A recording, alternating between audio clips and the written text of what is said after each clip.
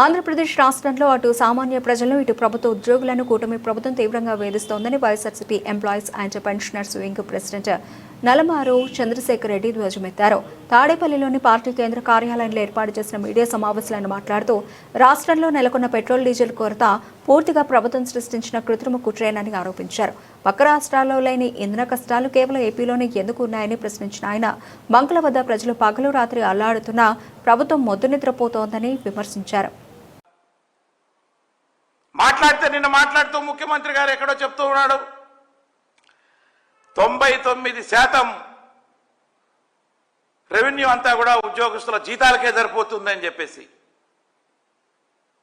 అంటే దేశంలో నువ్వు ఒక్కడవే జీతం ఇస్తున్నా ముఖ్యమంత్రి గారు, లేకపోతే ఈ కుటుంబ ప్రభుత్వం ఒకటే ఇస్తా ఉందా? ఇతర రాష్ట్రాలు ఎక్కడ కూడా ఉద్యోగస్తులకు శాలరీస్ ఇవ్వట్లేదా, పెన్షన్స్ ఇవ్వట్లేదా?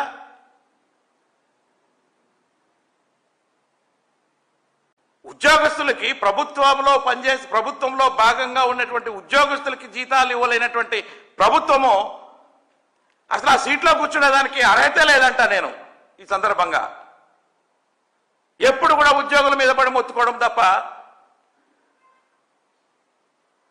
ఉద్యోగులంటే ఎవరు మీలో భాగమే. మీలో ఒక పైసా ఏది ఖర్చు పెట్టినా, మీ మినిస్టర్లు ఖర్చు పెట్టినా, ఎమ్మెల్యేలు ఖర్చు పెట్టినా, సీఎం ఆఫీసులో కాఫీ దాపించినా, మరి ఏది చేసినా కూడా ఈ యొక్క ఉద్యోగుల జీతాల్లోనే మీరు రాస్తున్నారు. ప్రతి ఒక్కటి కూడా ఉద్యోగుల జీతాల్లోనే చూపిస్తారు.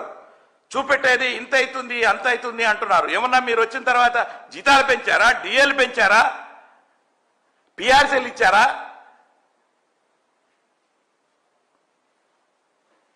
మాకొక్కరికే ఏం చేయట్లేదండి. ఈ దేశంలో అన్ని రాష్ట్రాల్లో ఇస్తున్నారు.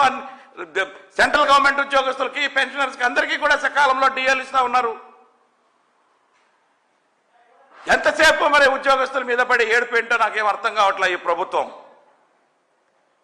మీకు చేత కాకపోతే తప్పకుండా వేరే ప్రభుత్వం వచ్చి ఇస్తుంది మాకు రావాల్సినటువంటి బకాయిలు కానీ, లేకపోతే పిఆర్సీలు కానీ, డిఏలు కానీ. అంతేగాని ప్రతి మీటింగ్లోనూ ప్రతి దగ్గర కూడా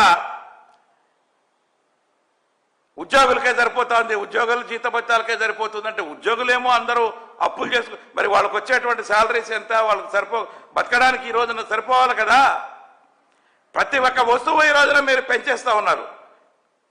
ఈ రోజున ఏ కూరగాయలు కొనాలన్నా కూడా డబల్ త్రిపుల్ అయిపోయాయి. అన్ని ఫెసిలిటీస్ ఇచ్చి మీరు మరి జీతాలు మామూలుగా ఇచ్చినా సరిపోతుంది, కానీ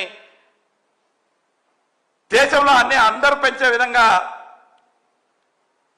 చేయకుండా మీరు ఒక్కరే ప్రభుత్వాలు రన్ చేయట్లేదు కదా అని చెప్పి నేను ఈ సందర్భంగా ప్రభుత్వాన్ని అడుగుతా ఉన్నా. కాబట్టి నేను ఈ సందర్భంగా ప్రభుత్వాన్ని ఒకటే అడుగుతా ఉన్నా, ఏ శాఖ ఉద్యోగి అయినా కూడా ప్రభుత్వ ఉద్యోగి అయినా ఉద్యోగే. కాబట్టి గ్రామ సచివాలయాలు, అదేవిధంగా వార్డుల్లో సచివాలయంలో కూడా పనిచేస్తున్నటువంటి ఉద్యోగులను కూడా ప్రభుత్వ ఉద్యోగులుగా గుర్తించండి. వాళ్ళు కూలీలుగా మాత్రం మీరు ట్రీట్ చేయకుండా వాళ్ళకు ఏదైతే జాబ్ చార్ట్ ఉందో ఆ ప్రకారంగా మీరు వాళ్ళకి పనులు చేయించుకోండి అని చెప్పేసి కూడా నేను ఈ సందర్భంగా ప్రభుత్వాన్ని హెచ్చరిస్తా ఉన్నా.